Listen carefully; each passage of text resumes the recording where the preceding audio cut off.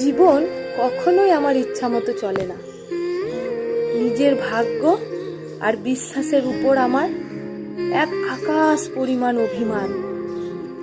আমি নিজেকে কিছুতেই বোঝাতে পারি না যে এই সব কিছু কেন ঘটছে।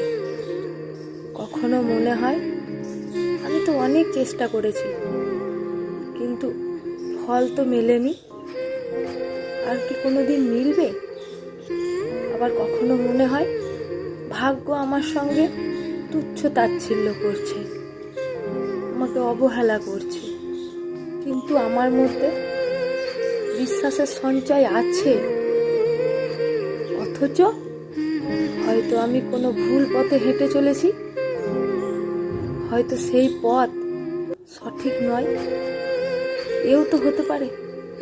এই অভিমান আমার জীবনকে অদৃশ্য এক শূন্যতা সৃষ্টি করে, যা আমাকে থামতেই দেয় না।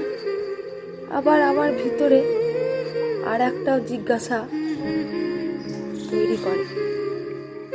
সেটা হচ্ছে, হয়তো সময়ের অপেক্ষা, হয়তো আমি দেখব একদিন সব কিছু ঠিক হয়ে গেছে, সব কিছু সব আগের মতো হয়ে গেছে।